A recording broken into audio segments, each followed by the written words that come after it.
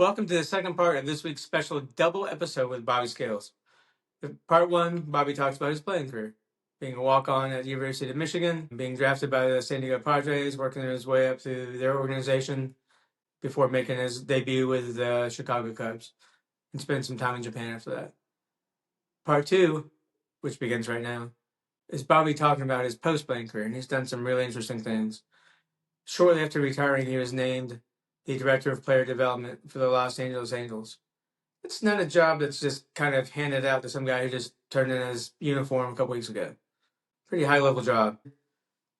He later moved on to being the minor league field coordinator with the Pittsburgh Pirates. He's now a radio broadcaster with the Detroit Tigers. So here you go. Part two of my interview with Mr. Bobby Scales. You went back to Japan to Oris later on that Yeah, season. Oryx Buffalo. So it was one of those things where I came back from Japan. Now, I said it was a good experience, and it was, and it is.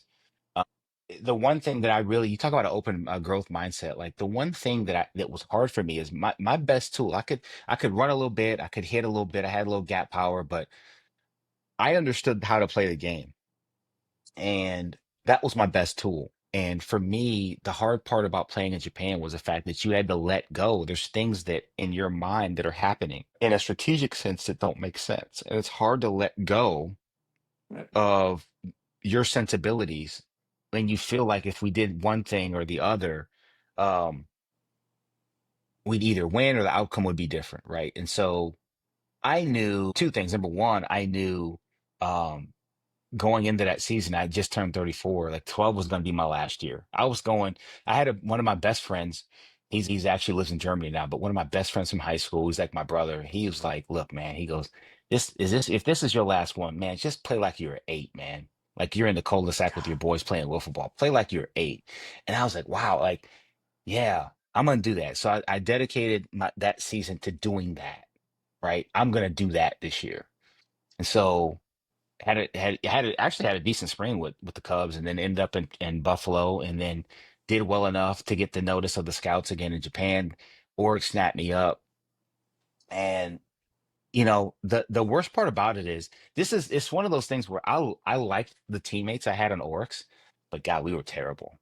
My God, we were awful. I don't know. I feel like, and I'm not being hyperbolic when I say this. I think we were the worst team on the planet that year.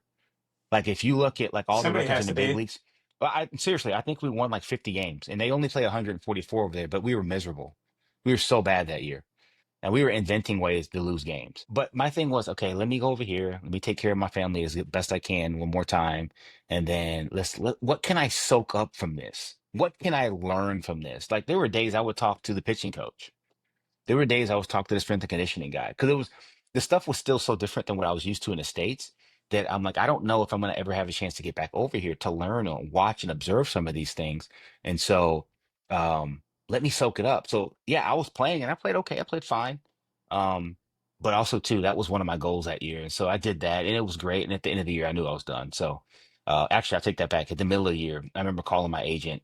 We had an off day in Tokyo and we were going out just on to dinner. And I remember walking down the street, and I'm like, "Yeah, this is it. This is it. We're gonna finish this Yeah. one out, and then it's gonna There's be that over." one So moment where it hits you, that moment where that's it. it was crystal clear. Like there was no ambiguity to it. There was no, well, let me just see in a week. No, you need to call Barry tonight, and you need to talk to him. I said, "Yeah, I'm gonna tell him that it's over." I picked up the phone. So again, the clock is flipped. So if it's nighttime over there, Sure. it's 13 hours difference. And so I called them. We got back at like 10 o'clock after going to dinner or whatever. And it's like 9 o'clock in the morning, Chicago time. And I called them. I said, "Hey man, I want to stay in the game. I'd like to go the front office route if possible. Start calling some people. 'Cause I'm pretty much done." And he's like, "Oh, let's just wait till the end of the year." I go, "No, you can call him now because I want to get right into it." So he didn't. He waited. He gave me some runway, and as we got back down to the end of the season, he started making those phone calls, and some good things lined up. Your first job as a retired player was director of player development for the LA Yeah, Angels. yeah, Now, how do I say this? I've been around baseball enough to know that typically you have to spend a decade or two or three as a minor league, major league coach to be named director of player development. Yeah, that's a Secretary of State level job where you're a couple steps from the top of the organization. How did you get into that as your first year as a non-player?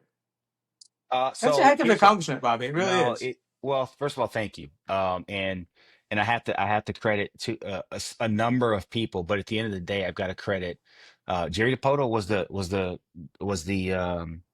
GM of the Angels at the time, and Scott Service, who was the assistant general manager at the time, whose job it was to teach me how to do my job. But I'll run it back. The organization that I was a part of when I first got drafted, the San Diego Padres, and the GM of that team was Kevin Towers. It was midway through my first spring training, and there's so much into this. I mean, I could tell this story for an hour because there's I so many know. intricate little details. But I'll get to the point.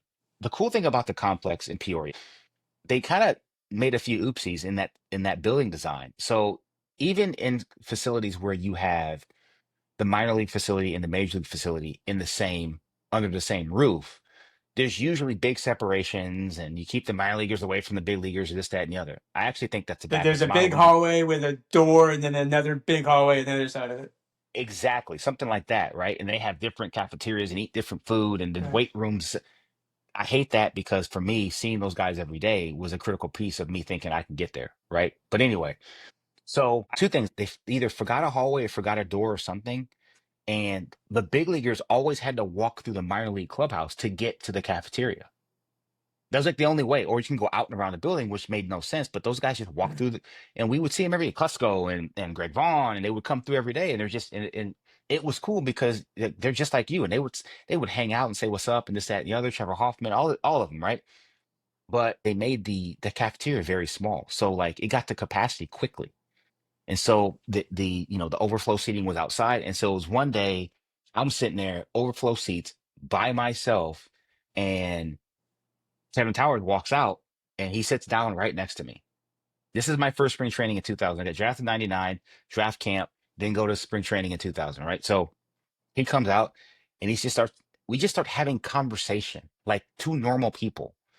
Tell me about yourself. Did you grow up in Detroit? No, I grew up in Atlanta. I was born in Detroit, whatever. But how do you end up at Michigan? Like, it's questions you just asked me, right? uh, And so then, so he starts asking me baseball stuff. He starts asking me more baseball stuff. He starts asking me more baseball stuff. And so then fast forward, a couple weeks, it's towards the end of camp, and I'm going in the cafeteria at the end of the day to grab water. He's there. He starts asking me. We start having another conversation. And this again, small. I'm good at noticing things. His cell phone. He's a major league GM, so his cell phone goes off like 3 or 4 times, and he doesn't answer it. He kicks it to uh, voicemail because he's in a conversation with me. I'm a 14th round senior sign going to A ball. Like he could have and should have probably answered all those phone calls he got, and he didn't. But at the end of the conversation, he goes, "Hey man," he goes, "You pretty sharp dude." I said, "Well, thank you." He goes, "You're gonna do all right." He goes, "One day," he goes, 14, 15 years from now, after you got 10, 12 years in the big leagues, he goes, "You're gonna be in the front office." This is the second conversation I have with him. And I don't know, and I'm not saying this to like blow me up. It's just like, okay, maybe. I haven't even thought that far yet, right? Like you're not even there. I'm just trying to make it to stretch on time tomorrow. Let's start that. right. But and so sure enough, and obviously that was my first year, and obviously through the next few years, I'm in the organization. He knows me. The GMs, they come to the affiliates once or twice a year to just check out what's going on, and we continue to have I get that relationship or whatever. I never played in the big leagues with those guys. So fast forward all the way to 2012, the middle of 2012, I call my agent. I had that long conversation with him. He's like, "So, do, do you have anybody that you think would know you well enough to help you start out in the game?" I said, "Call KT." And so apparently my agent, through his dealings, had a good relationship with him. It was late October. We get back from Japan, and he called KT, and KT said, "Hey, listen, I don't have anything for you, but I put in a call to Jerry. I know Jerry's looking for someone to help him in his farm system." Cool. So, Kind of um, vague. Kind of. What are you looking for? right. Like I don't know. I don't know what questions to ask. I don't know. I'm in cleats 2 weeks before. I don't know. Right. and I had some interest from some other clubs. I had spoken with Josh Burns in San Diego at one point. And some other clubs wanted me to coach. I didn't want to coach. No, no shade to coaches. That's just where I was and what I wanted to do in my career at that point. I didn't want to do that, right? So I wanted to go to front office path, and whatever that meant on the way to getting there, I was willing to do. Um, so end up, I was playing golf with my dad. Jerry calls, end up having a conversation with him. And then I have another conversation with him the next day. And he says, "Look, what are you doing next Tuesday? Whatever." He goes, "Fly out. We'll interview you, whatever." And I flew out. I had to interview. And at the end of that interview, he slid an offer across the table. And so that's that's how it started. It's kind of an That's abridged version awesome, of it, Bobby. but that's how it started. And I, again, like I had, and during this whole process, I'm calling Bill Brick, I'm calling Ty Waller, I'm calling anybody in the game that I knew, uh, to try to gain insight into what it looked like. I had a couple buddies at that point that were starting to scout, and they're like, "You're interviewing for what?" I'm like, "Dude, I don't know how it happened. They called, I picked it up, and I'm gonna take it, right? I'm gonna take the interview." So sure enough, like, I took the interview, it worked out. And it was, I mean, that first job was a lot, man. It was everything. It was good. It was not So so for good. the It was folks listening stressful. who, what is a director of player development? What was your day Yeah. like? What were the responsibilities? Um, Heavy.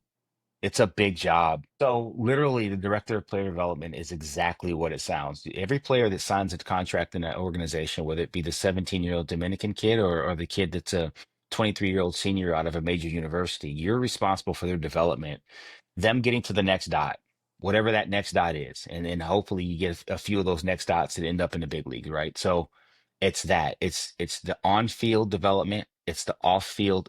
It's something I believe in, the off-field man development. I'm a believer that you make a better man, you get a better baseball player. And the I key, agree. the player resides within the man. You don't get access to the player. So if you need to tighten up a breaking ball, you need to get a guy to stop hitting so many ground balls. You better understand how that person works and how that player ticks before you get access to the player. So the player resides within the man.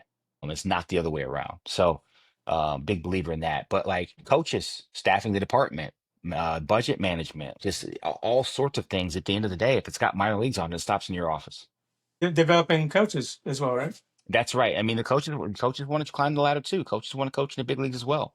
Coaches want to coach at the highest level they can get to as well. So, that's one of the things that later in my career that I really honed in. Not that the players weren't important. Obviously, the players are important, right? But um, coaches trying to get them to the next dot is a big deal for me too. And I'm proud of some of the things that we did, both when I was in Los Angeles and when I was with Pittsburgh, that we did to Yeah. help some of those guys advance their careers. Oh, and 3 years as director of player development, you were a special assistant to Gene. Yeah, What's that about?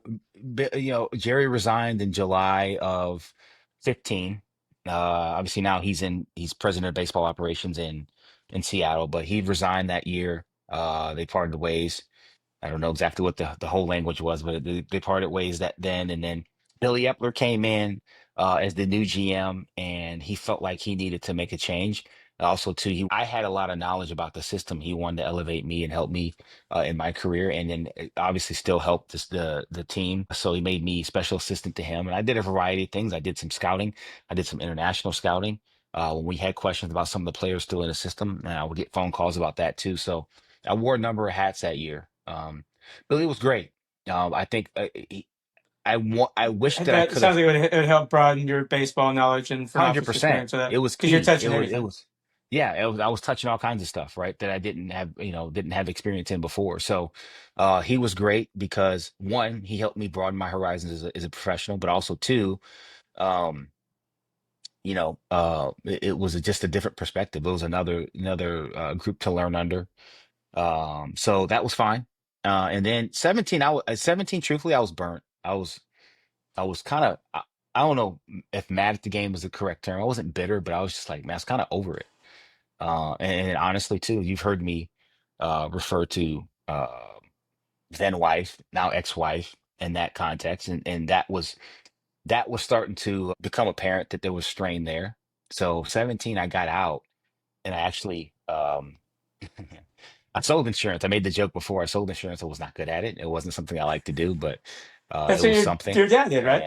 And my dad did it. It just at the end of the day, what that It's not taught me, genetic. if you don't have Yeah. passion for something, it ain't, that's not it. You got to do stuff you love, and the windfall be what it may. Some jobs pay more than others, but if you're not into it, you're not going to be what you should be, right?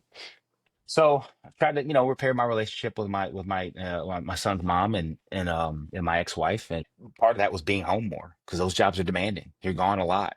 That's part of it. It's part of the gig. So, but anyway, yeah. So then 18, mid 17, it was actually it was actually my ex-wife's older brother, my brother-in-law, my ex-brother-in-law, and he was like, "Dude, what are you doing?"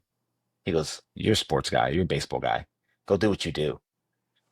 And he And was you're he like, was right. yes, definitely. Thank you for giving me permission to do that because I needed Well, somebody to tell me. it wasn't, and I don't mean to jump on your words. It wasn't necessarily permission, but it was like Right, validation of all the stuff that I was like, this stinks, man. I don't want to do right, this.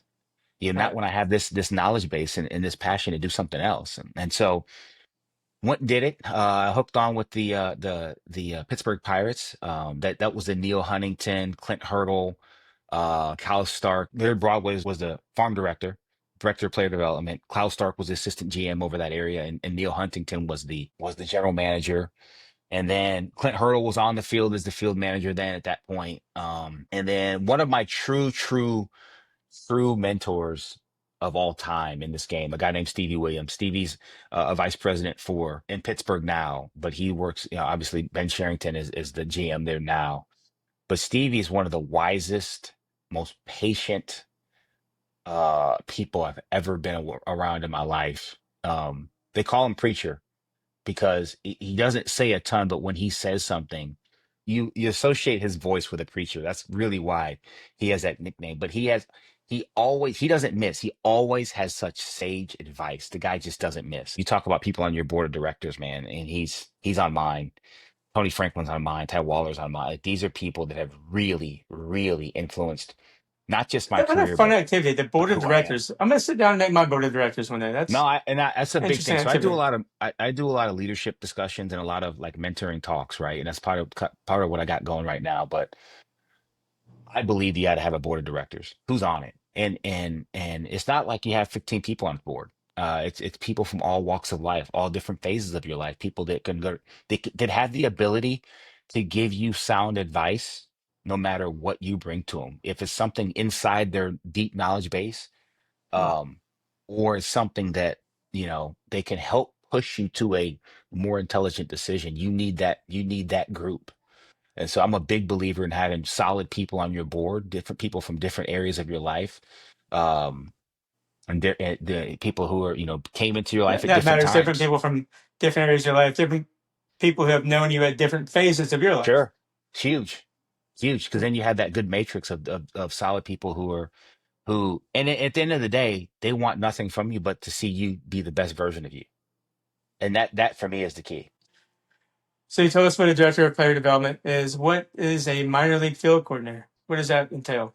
So it's funny because those two positions are kind of tied together. So the way I explain the minor league field coordinator role is that you are the project foreman on any job site.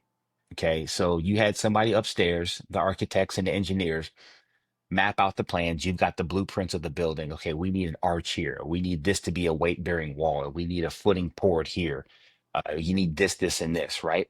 Okay, manager, foreman, go do it. Go make sure that it happens and it happens the way we need it to happen. So the field coordinator typically is responsible for all the coordination of all the instruction in the minor leagues, right? You're Mhm. also, you do the schedules and the planning for the majority of the on-field camps, whether it be spring training, whether it be instructional league, whether it be draft camp. You're responsible for all that stuff. How's it going to go? How's it going to flow? What do we need to hit this day? What do we need to hit that day?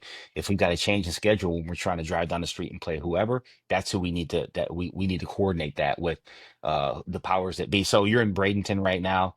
If we need to drive down the street and play the Orioles for something, down there in Sarasota, then hey, I'll get on the phone to their field coordinator and say, hey, we need to do this, or we got rain coming, like, can we move the game up? It's any number of things. But really, the biggest piece for me is you have a lot of hands-on instruction with the minor league managers and the minor league coordinators of their specific areas, and you make sure that everybody is still on the same page.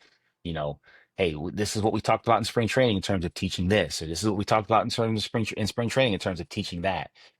You also, like the capacity that I had, you had a lot of discussion with the major league staff. A lot of times I was, me and Tom Prince were on the phone twice, 2 or 3 times a week. Hey, Scalesy, what's going on down there? If we need somebody in this area, who you thinking? Who's doing what? How are our coaches progressing? This is how Clint's doing it here. Obviously we need it done this way in AA and AAA because those guys might impact our roster too. So it's a lot of communication, a lot of touches, both up and down, in that role. Since 2023, you've been a radio broadcaster with the Detroit Yeah, Tigers. What yeah. made you decide to go into broadcasting, get away from the front office on-field role? Well, I had gotten out. Ben Sherrington came over in 2019, and then obviously COVID happened, so that was kind of a wash of a year. And then in 21, he elected to move on from me. It happens though. New regimes come in, and they slowly clean house, and usually within 2 or 3 years, everybody that was over there is gone, and that's kind of what happened. So, and to be fair, it's tough because you're usually working on year-to-year contracts. Every now and then you'll get a 2-year deal, which is great. But I wanted something that was going to be permanent's clearly not the right word, but I needed something to where I could use my 20 plus years of baseball experience, but also not necessarily be in the mix every night at 7 o'clock, right? And just be in just knee deep in reports and information, and especially in the minor leagues, 2 or 3 screens running. I got AA over here, I got AAA here, I got an eye on the big league game. I like that was growing difficult. And so I ended up being the vice president of baseball for Sports Info Solutions. Sports Info Solutions is a data firm that collects and mines a lot of the deep dive analytical data that powers a lot of the models that these teams use to make decisions in the industry. So I ran the baseball vertical of that to write it 2 years, and then at the end of 22, a good friend of mine, John Morosi, um, known him for 20 plus years. He called and he said, "Listen, I ran into some people down now he lives in Michigan, and he does some stuff for hockey when it's not the baseball season. He ran into Ron Colangelo, who's the EVP of broadcasting and communications for the Illich Group, who owns both the Tigers and the Red Wings. He ran into those guys down at Little Caesars Arena where the Red Wings play, and they needed a guy who could take some of the road games for the 23 season. So, he eventually we got in touch with him, and he called me and he said, look, he goes, JP sent me your stuff. It's interesting. And we talked for a little while, and next thing you know, he had offered me all 81 road games in 2023. And so I couldn't do it. That's a lot. Yeah, that's Yeah, a lot. well, yeah, my mother was ill. She had dementia. She passed on in May of 23. So I was helping my father take care of her. So I couldn't do the entire road schedule. And not to mention, had recently been divorced, and at the time, my son was, we're still trying to make sure he's okay with the transition, and mom and dad aren't together anymore and everything, and so I needed to be around. But at the same time, I didn't want to walk past this opportunity. So we settled on 40 games. Uh, I was contracted for 40. It ended up being 65, and then we were off and running. Is that where you've been about 40, 65 games last couple of seasons too? No, I was supposed to do 65 last year in 24, and that turned into 88. And so now I'm gonna be right at 100 this year. So You're at home right now. I saw you were in Cleveland yesterday, but you're at home right now? yeah, I'm at home right now. We were finishing winning 2 out of 3 in St. Louis yesterday. The boys are big division series, as we're taping this now. Big division series against Cleveland at Comerica starting tonight. I've got these 4 off, and I will be back on the mic with Van Dickerson, the legend, on Monday. Good. You enjoy that? You enjoy Love it. how would that first season go? Did you just hop behind the microphone and talk baseball? No training. Uh, honestly, no training. I remember No I they broadcast flew degree. Or no, they flew me down. They flew me down to spring training. I did two spring training games. Okay. Um, and then I had opening day in Tampa. So that was it. I had 18 innings of a spring training Oh, game, and then I was on. I was hot for opening day in Tampa. But I've got a lot of friends. Kevin Young, who was also working in the minor leagues, the hitting instructor for us with the Pirates. Matt Caps actually lives probably 10 minutes from here. He's been on the mic for Pittsburgh for like five, Pirates for six, a seven, while. yeah, 7 seasons now, I think, something like that. Nick Green, who does a lot of work with the Braves. I'm good friends with Nick Green. We played at the same time. We trained together in the off season. So there was a number of people that I Yeah. reached out to say, hey, what does this thing look like? Like, how does this, I don't know anything about this side of it. How does it work? This, that, and the other. And they said, man, you'll figure it out. Just go for it. And then really and truly, I'm a color analyst, right? So your play-by-play man does a lot of the heavy lifting, but again, the chemistry has to be good. And I remember reaching out to Dan when they offered me, and I spoke to him, and he was great, and very welcoming, and so it was kind of, that 40 games was a trial, obviously. If it didn't work out, didn't work out, but it's been good. And yeah, sure, you ask questions. I know, as you go around the league, you see guys that you played with or played against, and they give you pointers and tips too. Steve Sparks has been great. Steve Sparks and Robert Ford down in Houston have been unbelievable. Just little tricks here, little tricks there, just little things you can watch for and look for, and what your job is as the color analyst. So it's been great. My responsibility's grown a little bit. I've done a few other things outside of just call the game. I'm getting a taste of TV now too, with the Tigers. So it's good. Listen, it's been great. It's been fun. Is this something you see yourself 10 years from now still doing this? 100%. I'm Good. I'm Good. we're I'm glad to hear you found something you love. I want to do this. Good. It doesn't mean I don't have passion for other things, but this right here is something that it's really fun. First of all, you're calling baseball. You're in a big league environment. You've been in that mix before as a player, and my job is really to bring insights to people, to the casual fan who just either wouldn't think about it this way, or just has no exposure to see it that way. And that's my job, is to do that, and to do it in a fashion that is digestible to the public. So, yeah, And that's kind of what it's you're been doing here great. too now. We appreciate it. Yeah, well, it's fun. Again, I enjoy telling my story, and hopefully someone can either get better from it.